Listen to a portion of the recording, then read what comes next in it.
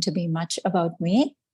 So I'm hoping that we can make this a conversation. I see that it's a small enough group for us to be able to have a conversation today. So I'm going to ask you plenty of times to share your comments and observations on chat. You can go off mute if you have questions, just feel free to pop in. I'm not going to make it like a typical 1 hour webinar where you can dial in and maybe do several other things. So, all right, so I'm going to start sharing my screen. Shruti, tell me when you can see it, please. There's a chat message which says your mute is on, but I think Manu is dialing from phone and from a computer. So I think one is on mute. I hope you all can hear her. Okay, great. Good. Yes, if you see two Manus, please don't be confused. It's just for my own sanity's sake. I keep my headset on my phone and my computer. Can you all see my screen? Yeah. Good. Okay. So this is my least favorite slide because of course it has my picture and then you see two of me here and two of me there. You're like, what is going on? But really, this is the topic of our conversation today. I'm going to talk a little bit about working from the inside out, and really, in as much as I can share my own experience on how I have lived my life a little bit more mindfully and inclusively, especially in the post-pandemic world, especially since 2020, when we've seen a lot of outrage and stress in our world. So before I dive in, I want to ask you, where are you dialing in from today? So if you can type on chat, just let me know where are you dialing from. It could be your place. It could be whether you want to say you're dialing in from Boston or wherever else. But also I want to hear, where are you physically at? Are you in your kitchen, your bathroom maybe? Don't put on your video if you're in the bathroom. But of course, if you're in a kitchen, in your phone booth, in your office, feel free to come off on the camera if you want to. But of course, if you want to stay offline, that's good too. Bedroom, that's a great one. Andover, that's my friend from Andover. I live here in Andover as well. Home office, good. Toronto, Canada, wow. Costco, LOL. I'd love to be at Costco as well. Awesome, awesome. Well, thank you again for dialing in. As I said, there are so many other places you could be, but you chose to dial in today, so I'm hoping this is going to be useful for you. So moving us on to the next question I have for you is, what brings you here today? You could be anywhere. What is the purpose with which you joined our call today, the intention? I know it possibly is a free webinar for many of you, maybe for all of you, and you maybe just dialed in thinking you have nothing better to do, but I'm hoping there's more than that. So what do you want to get out of this 1 hour that we are going to be spending today? Huge fan. So that's, thank you. Good. You want to learn something new? You like Women Accelerator events? Well, I've attended one of them too. And I said to Shruti, that's how I learned about this organization. So support local nonprofits. That's great. Love the topic. Teach my students. Oh, I'd love to hear, Jennifer, what you teach your students. I've been to my son's classroom twice now to teach a little bit about mindfulness. Shruti, when I pop up the chat open on my screen, does that interrupt my screen share? Are you seeing the slides or do you see the chat? No, I see your slides. Okay, perfect. I need it. Andrea, I would love to hear a little bit more about why you need it. That's great. College students at Northeastern University. Sorry, I missed a few above. I don't know how much about mindfulness, and I haven't attended any WA events yet. Okay, hope that this is going to be useful for you. Always looking for ways to better my communications and interactions. Awesome. Sarah, thank you so much for sharing. Good. Well, thank you for sharing your purpose and your intention with which you're here today. If you are here to learn something new, just to support local nonprofits, support me, that's great. As I said, I will try to make this useful for you, and I hope you can take something, walk something with that you can actually apply to your daily life, hopefully. And we can keep this a conversation, as I said. So before I dive into my slides, I don't have a lot. I have about 10 slides and I plan to speak maybe 15 to 20 minutes, and I'll include some prompts in the middle too. I want you to grab a pen and paper if you have anything close to you where you can take notes. It could be a Post-it, you could actually open maybe a side screen on your computer, although that could be really distracting. You could also just take notes, mentally, but I want you to keep count of any time you get distracted during a presentation. And we're going to come back to that at the end as well. So take a pen and paper, and this is your task. In the next 10 to 15 minutes, as you hear me speak, every time you have a thought, I want you to check a box on your pen and paper, on the paper that you have, just with your pen. Maybe check a box, maybe just write a quick word of what distracted you. Was it something you're planning to do right after today's meeting, this meeting? Is it something that has happened before you came to this meeting? Whatever that is, maybe write a word, do a check mark, and then we'll come back to that. So that's your task. That's how I want you to be engaged in. But that doesn't mean you then go off and start thinking about all those other things that you're writing on paper. That just is a quick check-in for you. And then hopefully you can come back to, to this conversation and what we're going to talk about today.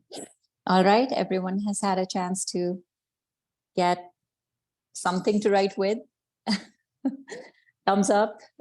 You can give me a thumbs up, or I assume you'll grab it as I speak. Yes, and feel free to post questions, and maybe actually you can even use the chat if you're going to say I'm distracted. Hopefully that doesn't distract other people though. All right. So as I said, I'll give you a little bit of context on this idea of working from the inside out and being a little bit more mindful and inclusive in our lives. So to start with, I wanted to share a quick fact with you. So do you know that the human brain, all of us, have about 60 to 70,000 thoughts per day? What that translates to is that you could have anywhere between 4 to 40 thoughts per minute. Of course, no one has kept count of the number of thoughts, human brain can process. And of course, these thoughts can go from, depending on how clear you feel in a day, how much clarity you have to, what kind of things are going on in your life. It can go from anywhere to, a few thoughts a minute to several thoughts a minute, right? Depending on your life and what you're doing in a day. But there are so many thoughts, right? Just that sheer number of 60 to 70,000 thoughts. And what that means for us is that right now, as we are all sitting here in this Zoom meeting, even now, you might get distracted, a million times, right? And that's why I asked you to bring that pen and paper or that quick check-in, because that will help you keep check to what are you really thinking about? And some of those thoughts, in fact, many of those thoughts are great thoughts, right? Your mind is always helping you plan for things and helping you do things that you normally would need to spend a lot of time and energy and effort to do. Let's say you have to go to Boston tonight for an event. Your mind is already thinking about, wait, how long is going to be my commute? When should I plan to leave? And all of those things. So some of those thoughts are really good. They help you in planning your life. But a lot of the thoughts that happen in our minds happen by default, right? There is another fact about the human brain that an average human brain processes about 11 million bits of information per second. Can you imagine that? 11 million. I can't even write that many zeros, in a second, but that's the amount of information the brain processes. And only 40 to 50 bits of that is in our conscious brains, meaning the rest of that, whatever million is left, is just unconscious, is just what goes on in our mind. And as I said, a lot of that is just default planning or default things that your body is doing, your brain is helping your body do. But again, a lot of that is just, maybe not even needed, right? So our mind is really like this iceberg. If you imagine the brain, it's like a very little portion of that brain or the conscious thinking is happening above the water level.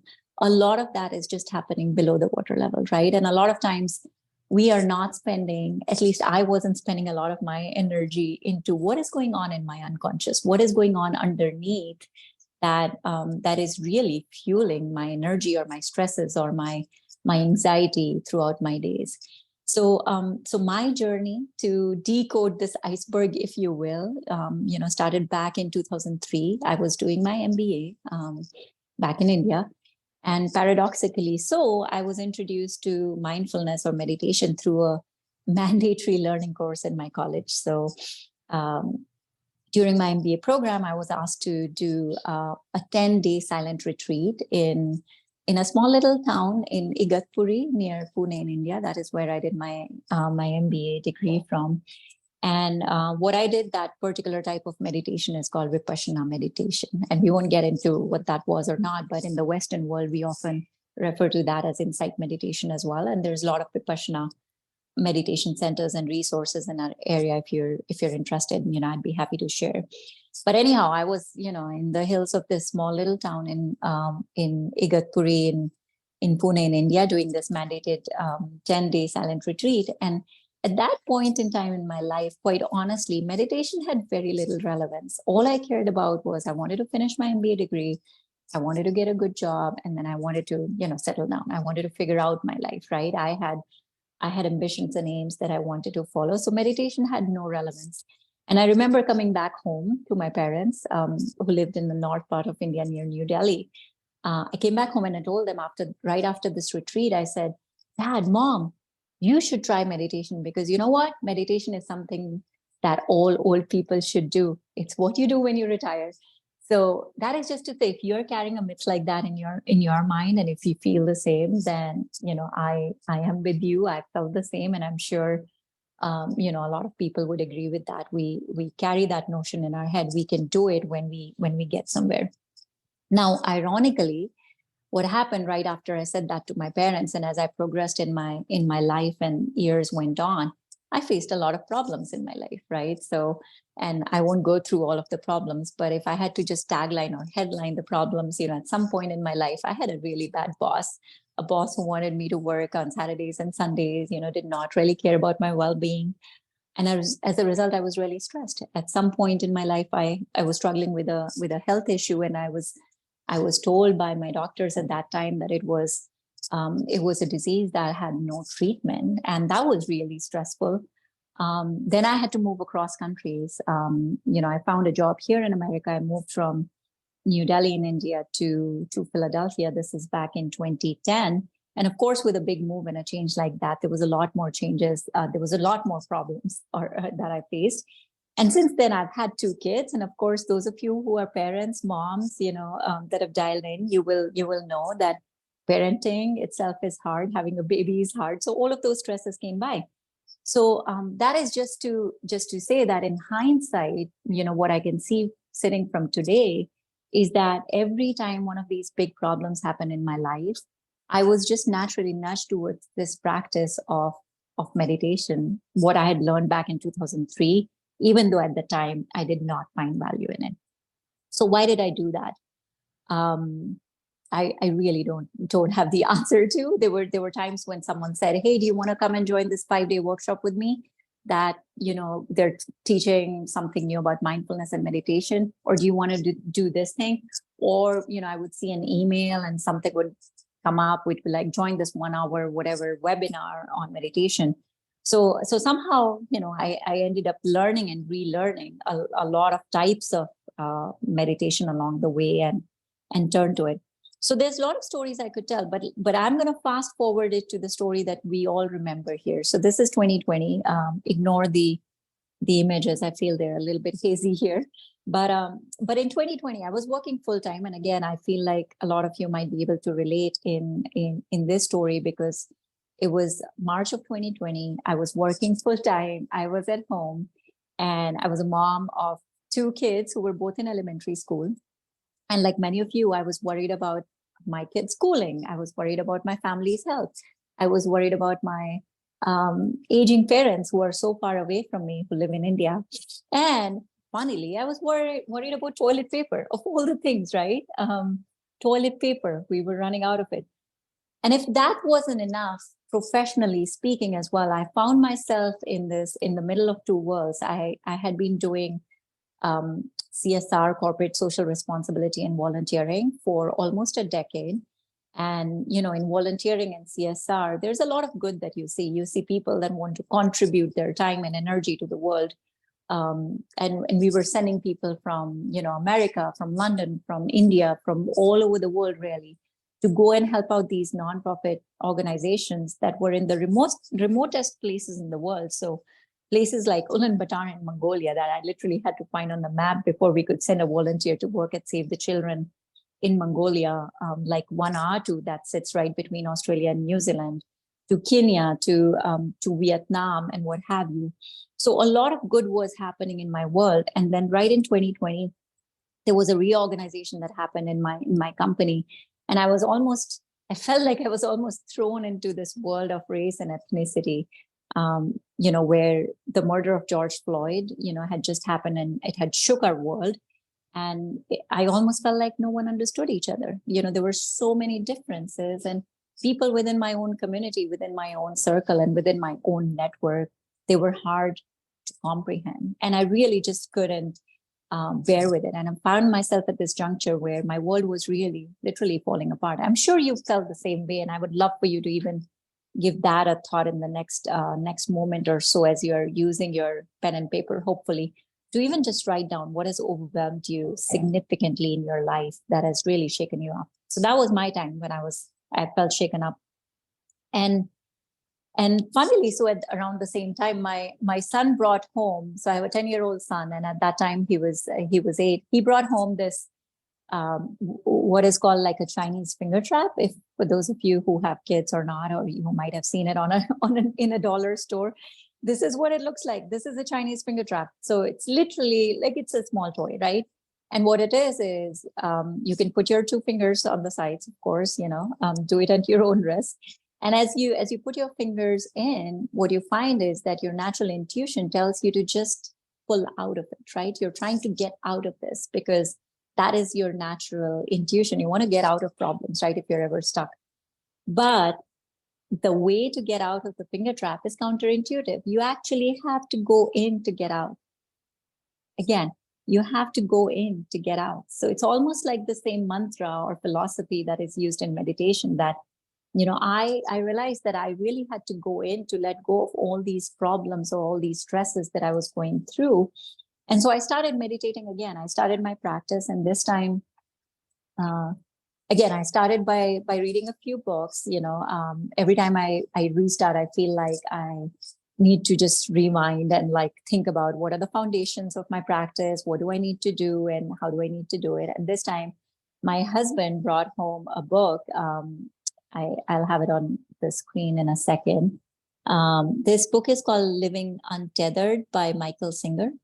And it's an amazing book. So for anyone who's interested or curious to learn more about meditation and mindfulness, this is the book that I would start with. And so I started reading this book. And right after that, I read a few books by John Kabat-Zinn, who's also known as the father of mindfulness here in the Western world. And this is a great book to start with as well. Wherever you go, there you are. And both are really, I guess for me, life-changing books and philosophies. So for those of you who may never have practiced mindfulness and you're thinking, I don't know what she's talking about. Like, I've heard about it, but, is she really asking us to, sit on a cushion and spend like, hours, not doing anything? Because our lives are busy. And I would just want to just pause and say, well, that is not what mindfulness is. Mindfulness is really not about ringing that, that bell or that bowl that you might have seen, the Buddha bowl, and sitting in, in a lotus pose and meditating. Mindfulness is really about being in the present moment, right? So it's just about being here. It's more like a concept, right? And you can obviously fuel how mindful you are and how mindful you feel throughout the day by doing a formal meditation practice, which you can do on a cushion, but that is really not required. You can be mindful throughout the day. So maybe let's just take this moment. We're all here today. There's 26 of us on this call. We all decided to dial in voluntarily. No one asked us or forced us to be here. So maybe let's take a moment to, if you're comfortable doing so, maybe close your eyes with me. Take a few deep breaths. Take a deep breath in and out. Another few deep breaths. You can put your hand on your heart as I'm doing, if you choose to. And then at the count of 3, let's all say, I'm here with you. Okay? And you can be on mute or you can go off mute, but let's do this, okay? 1, 2, 3. I'm here with you. Good. Well, thank you for doing that. If you did, if you didn't, that's also okay. All right. So that's really what it is. I mean, it really doesn't take much to practice mindfulness, and I know it's easier said than done, because really, the practice is what makes mindfulness successful. So anyhow, back to my story.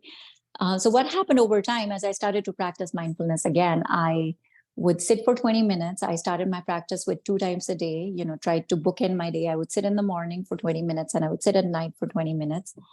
And then the 20 minutes went up to 40 minutes. Of course, during those days, I did not have to commute to work. There was very less social gatherings. So I had plenty of time to do this. But I had to shut my door and do this by myself, because my kids and my husband, everyone was around me. This was COVID days. And as I continued my practice, I realized that I also had to do something else to be successful. I started journaling as well. And sorry, I use the word successful, because that's really not the measure by which I would say you should be mindful. So I started journaling at the end of each of my 20 to 40 minute practices. And slowly, as I did this for several months at stretch, I started to realize that my monkey mind, quote unquote, monkey mind, was actually just going from one place to the other, jumping from one tree, one branch to the other, without me having any control of it. So my mind wasn't even in my control. Even when I decided to be in control, it wasn't. And I really had to let go of that control. It was, again, counterintuitive, like the Chinese finger trap. I had to let go of the control and just become aware of where my mind was going. So what I literally did in my journal was I would write where my mind went. I would observe that my mind was going places, and I would write. And if I had to summarize, those several months of journaling to you, I would say here were the big trees or big branches where my monkey mind would go to. My thoughts, I found, were fixated on, number one, to-do lists and planning. I was always planning for things and checking off things, and hopefully you will relate. Number two, I was complaining about my husband all the time in my thoughts, from silly things to, why doesn't he know how to stack these coffee cups in the right drawer, to more serious things where, why doesn't he have an equal role in parenting, and why doesn't he do all these things that I would expect him to do? Number three, I was rehearsing conversations in my head all the time, whether it was a formal meeting that I had to go to, or whether it was, someone that I was going to talk to in the evening, or whether it was something that had already happened. These conversations went in my mind in a loop. Number four, I had what they call on social media #FOMO, fear of missing out. At that time, I was pretty active on Facebook, and since then I've stopped. Not pretty active, I would at least go once in a while. But I realized that I always compared. I thought I didn't have what other people had. Everyone else seemed to have a better job. Everyone else seemed to have better clothes and cars and vacations. Everyone else seemed to be smiling while they're teaching their kids and not stressing out. And I just wasn't the same. And sadly, and this is the one that I want to underscore. Sadly, I started to notice my own labeling and judgment of people. And what I mean by that is that the more I slowed down my thought process, the more I realized that I did not have to even know people to judge them, that I was actually non-accepting of people, even on first sight, whether it was my new neighbor when I moved to the new town, whether it was this person I just saw on Zoom meeting, and maybe I didn't even see a video, maybe I just saw their name and title, that I was already judging people unconsciously. So that was my iceberg. So slowly, I would say that I've started to uncover a little bit of what I would say is the iceberg in my mind, and I started to decode what's going on there today. And it's not the end of my story. It's not that I've read somewhere and I know exactly what to do and I'm always mindful. But I've had a realization along the way that I want to share with you. And I know I've shared a few other things, but if there was one key message or one key image that I want to take you away, for you to take away from today's session is this, and I'll get to that. And before I get to that, I do want to point to this particular article in NY Times. If you get the link or this presentation, it's a really helpful read on, why is it important to journal? We're not going to talk about that right now, but it's certainly something that has helped me and hopefully can help you as well. So back to my aha moment, or what I want to share with you. So the 3 circles of life. This is just a little tiny object I actually bought off Etsy after I had this realization. I was looking for an object that looked like what I imagined in my mind. I realized that the only single authentic gift that I can give to myself and to others is my own awareness and my own attention. And it has to start with self. So I started to imagine myself and others in my life, let's say all of my universe in these 3 circles, with me sitting right in the center of the middle circle. So I'm sitting right there. That is just me. It's my beliefs, my physical being, my thoughts, everything that belongs to me, even my ego.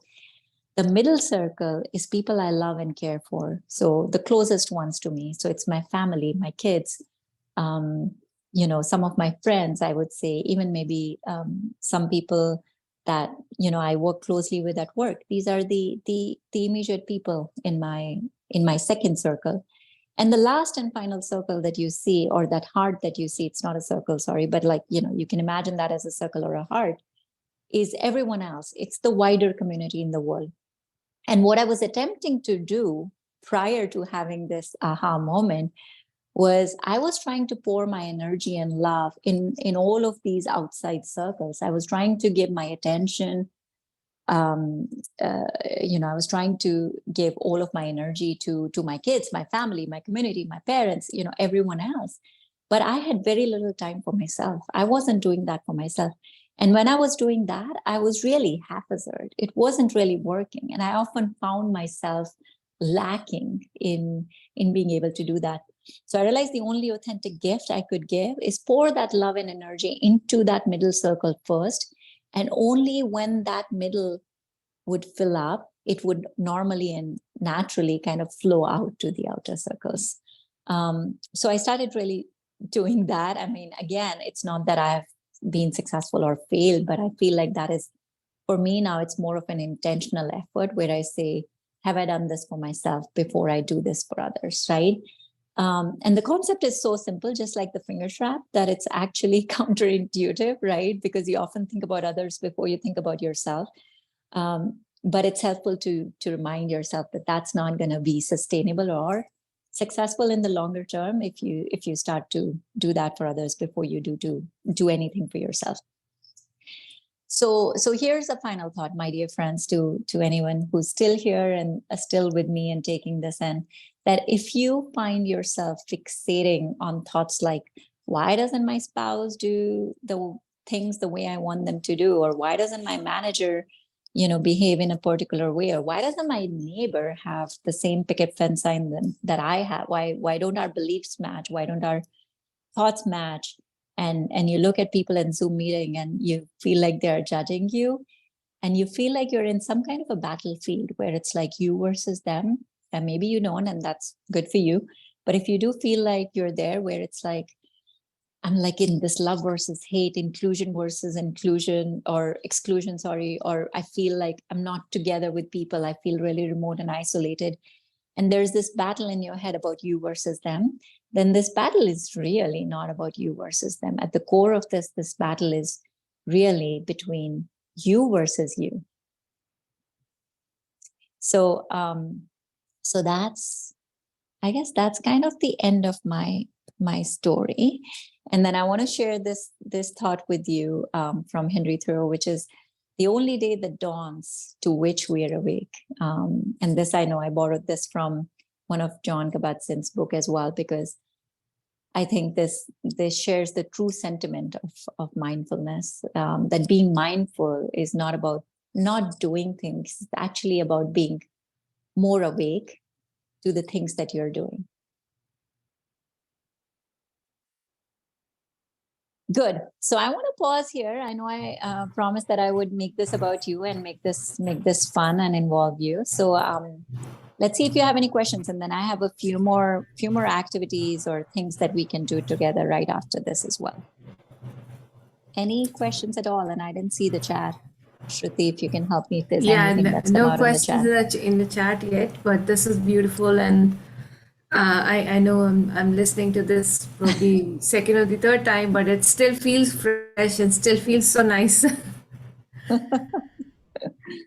You're not bored yet. No, I think it's, yeah, till the time I don't, reach the evolved state, I'll definitely be. Uh, so great. We have one question from Amy. Where do you keep the circles, hearts to remind you? Yeah, they're right here. They're right here. They're in my office, in my home office. I have the 3 circles here with me. And as I said, I had this realization, and then I went like on Amazon and Etsy and everywhere, like, where can I find an object that really truly represents this? And I found it on Etsy. But yeah, thanks for the How question. important do you think is to have an object? Is it does it act as a constant reminder, or I don't know how important it is to find an object. I think for me, it's whatever speaks to you. I like to keep it in my space because I think for me it is definitely a constant reminder, but that's how my brain is wired. I walk into the office every day, I see it here. There are times when I get up to pick a piece of paper and I see it here. So if it's helpful for you, yes, but I wouldn't say that my mindfulness practice is in any way tethered to the object, that if it wasn't here that I wouldn't be able to do it. Like, that's not how it works for me, at least. Good. Well, go ahead, Shruti. Yeah, I know. Another question. So you talked about journaling and how. So when you started journaling, was it like similar to what we did just now? Is writing thoughts which are coming to your mind? So, for example, in mine, it was I was definitely planning the next meeting. It just came to my head, and I did thought about, this one would have gone for lunch, and so should I ask him to bring lunch for me? So all those things did come to my mind, but yeah. So is it what do you start journaling with? Is it writing because then we are writing 60,000 thoughts. No. Well, yeah. So that's a very, very important, I guess, distinction that you bring. And thank you for that question, because it's a good segue to the activity we were going to just talk about, or the conversation. I was going to ask everyone if you don't mind sharing. You don't have to share details, but just even top line, where did your monkey mind take you? I think it would be helpful to hear, even if we all are going through similar distractions and similar, right? Planning, like Shruti, you said, planning for lunch, or what do you want to do next? Like, I'm sure the themes are common. So I would love to hear from everyone.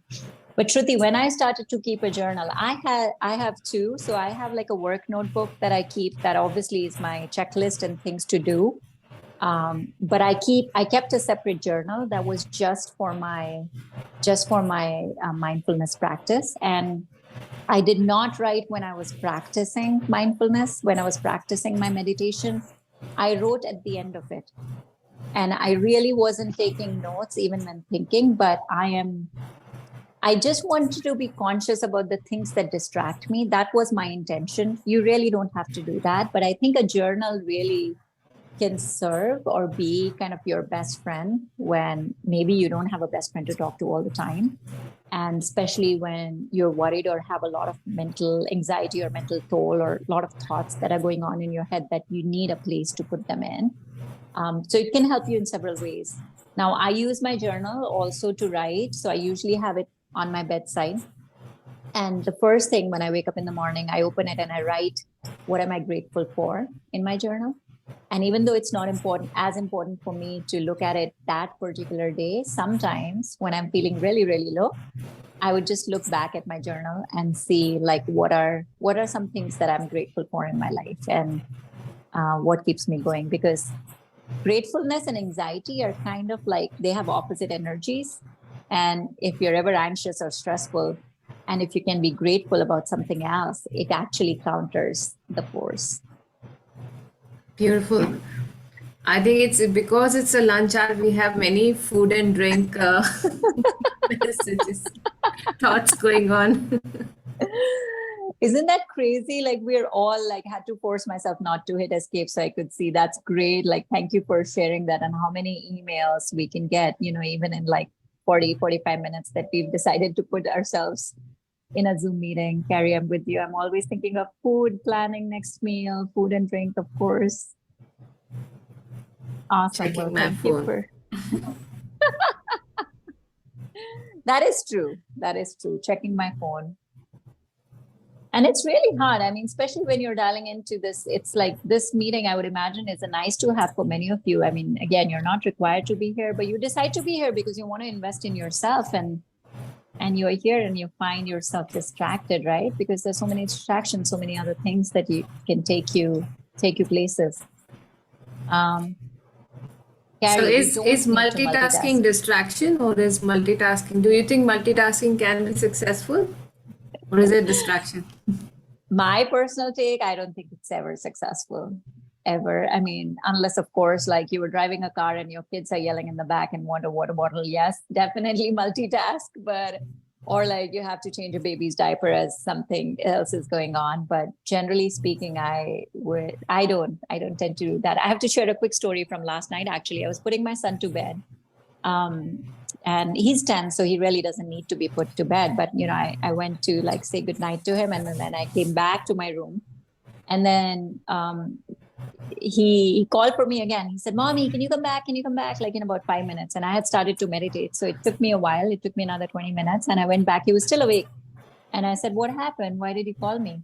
He said, "I have to tell you some things about the day." And so he ended up telling me, whatever happened in the day. He wanted to tell me about social studies, what they did, some other projects. And as he finished telling me, I said, "Dave, why are you telling this to me now? Like, like at the end of your day, I was like meditating, and like you could have told me in the, sometime during the day." And he said, "Mom, I really wanted you to take everything in, because when I talk to you during the day, you're not there."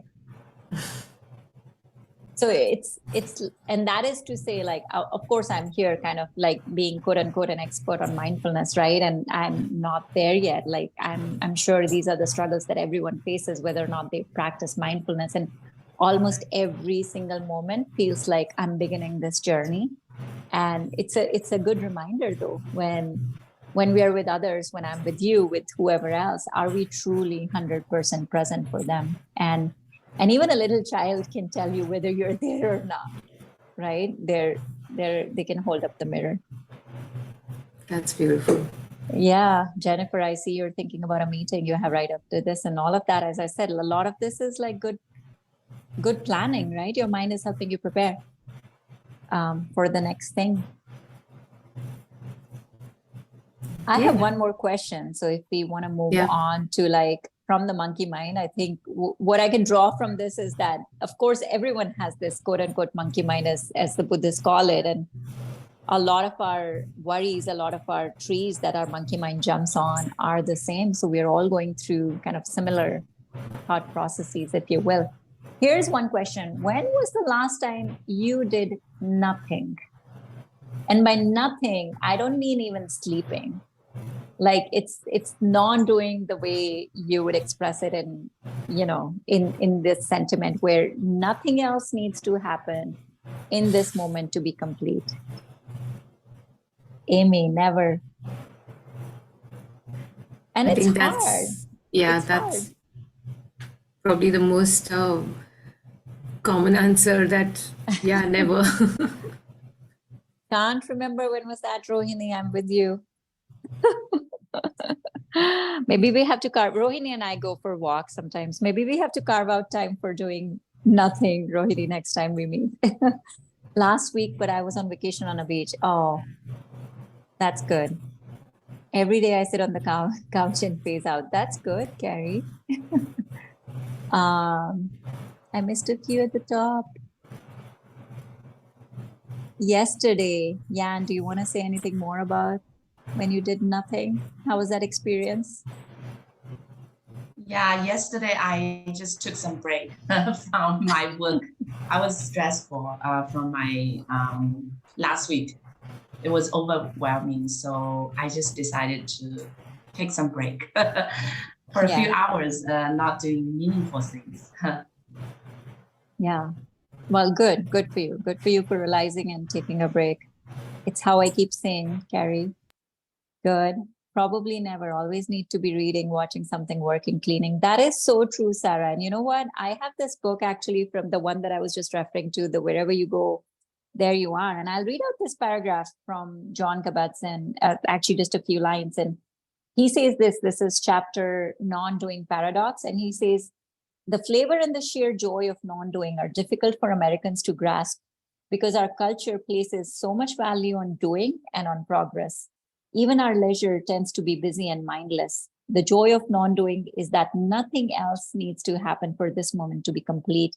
The wisdom in it and the equanimity that comes out of it lies in knowing that something else surely will, right? It's so hard to be not doing anything. And, even at work, when I've talked about this with other people, especially after my TEDx talk last year, a lot of people will be like, yeah, I do nothing. When I go to the spa, or like, when I'm like driving my car, well, all of those things are things you're still doing.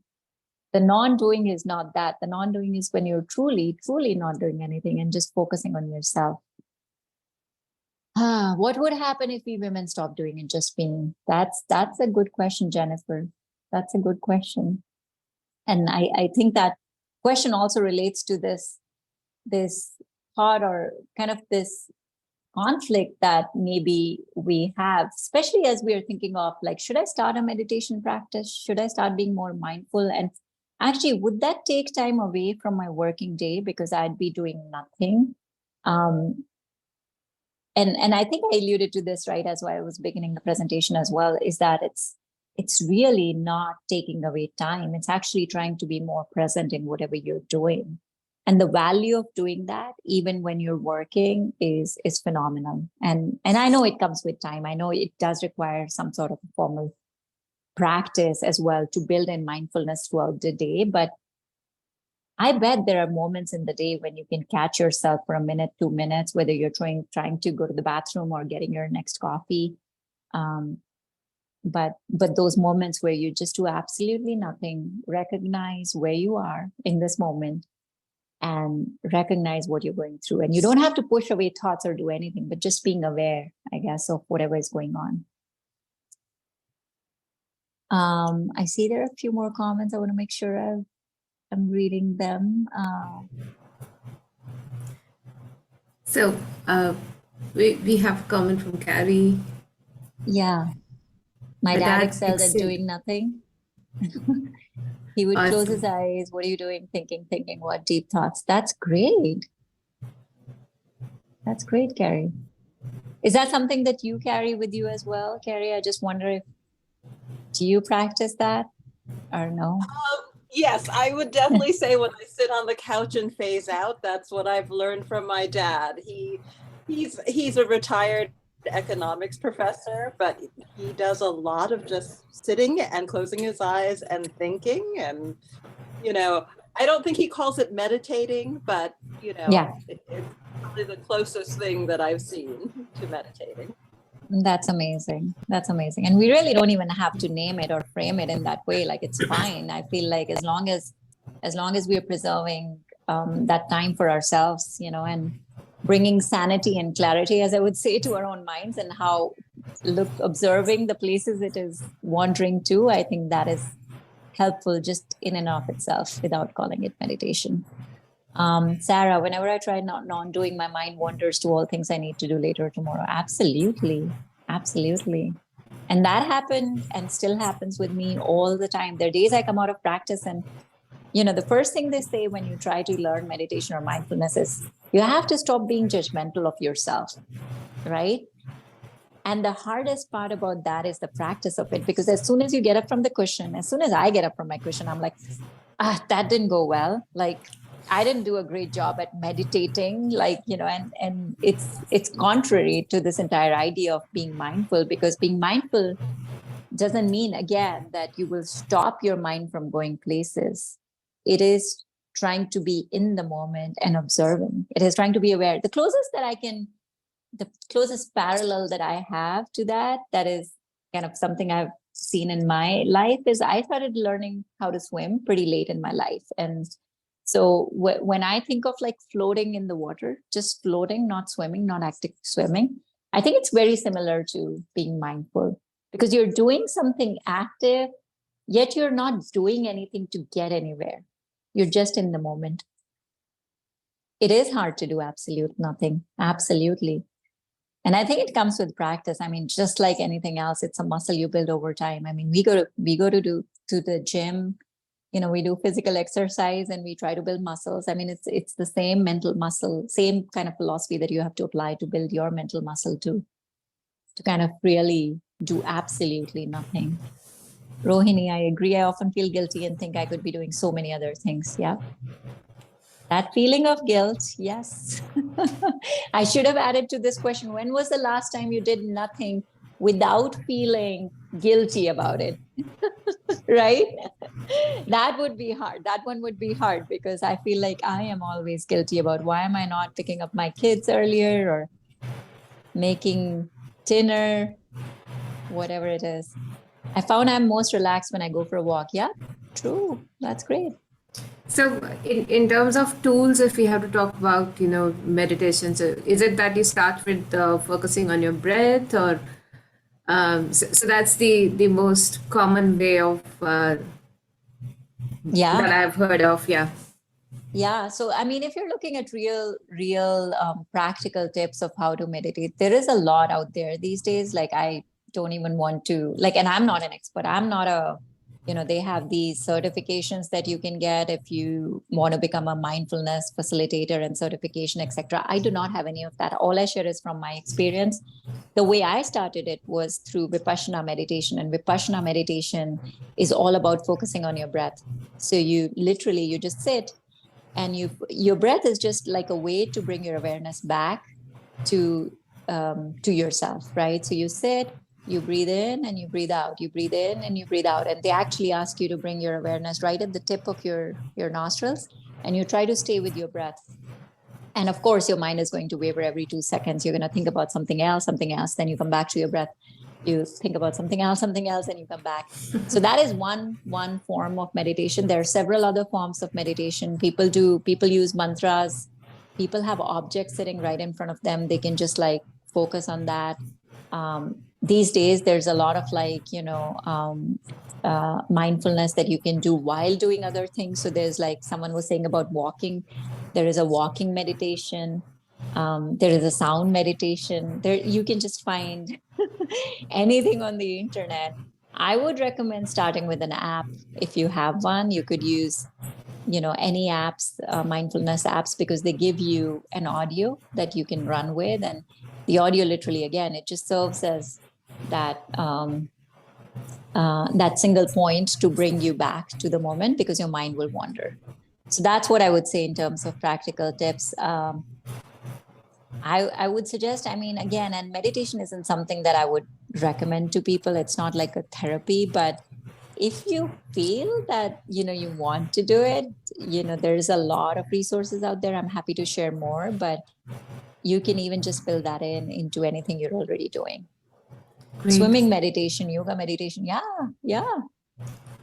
Those are good ones. I do yoga and it helps with meditation. Absolutely.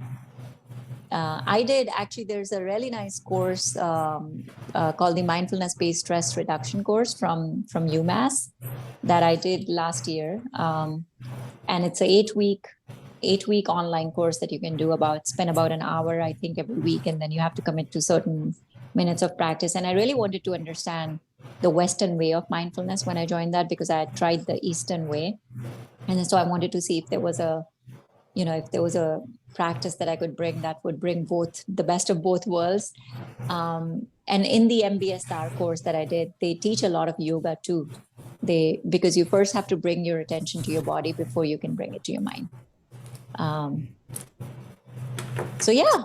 That's beautiful. And I think it'll be great if you could share these resources. So we'll send it out to, along with this presentation, we can send it out.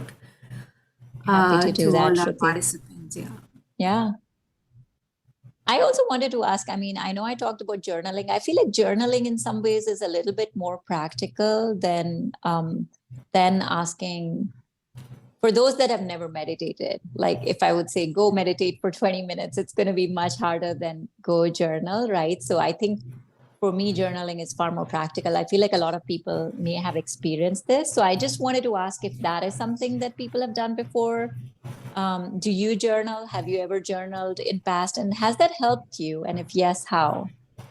Because I feel like that also could be a type of meditation or mindfulness where you're putting your thoughts down on a journal.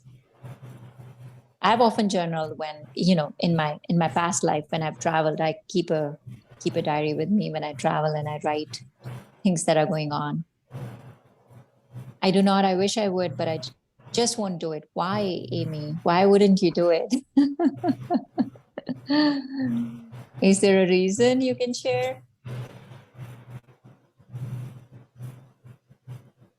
I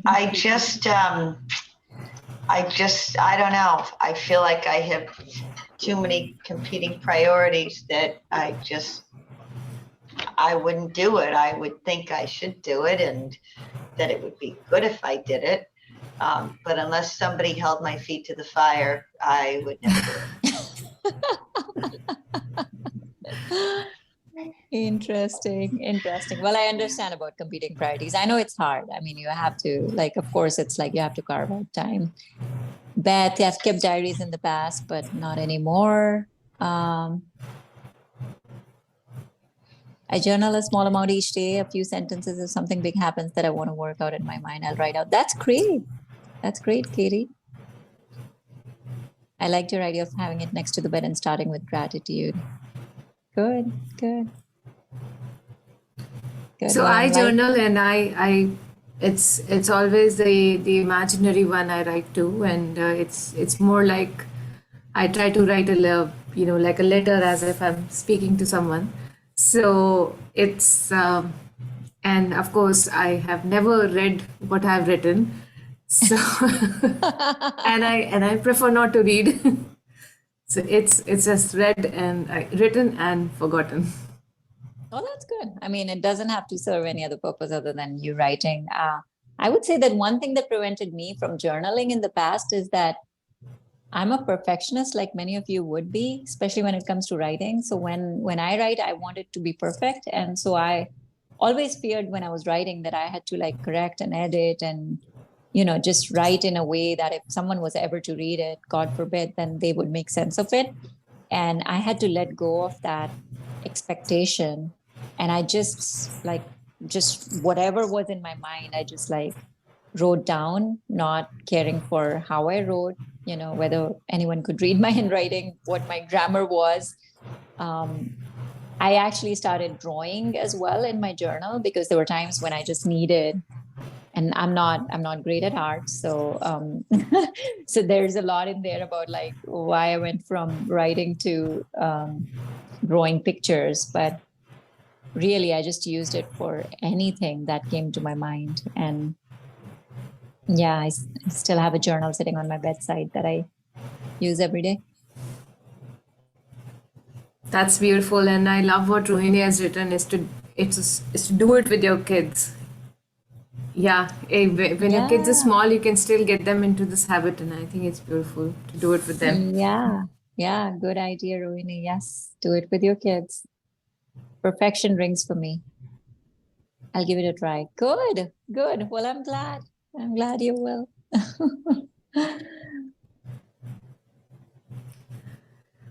Good. Perfect. This was great, Manu, and as I expected, you rocked again. Oh, thank you. And it's beautiful that you could touch so many of us with your excellent ideas. We are close to the hour, so I just want to thank you enough. It's beautiful to listen you again, and we'll be sending out these slides, the recording, and the links which Manu mentioned. And so do you want to talk?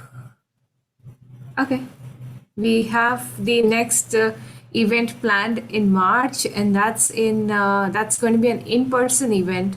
This is in UMass, Maslowell Innovation Hub. Yeah, and Susu has just posted the link, which is that this is also going to be exciting. So it's by Kathleen Ralls, and you'll get some details on this link which is shared to you.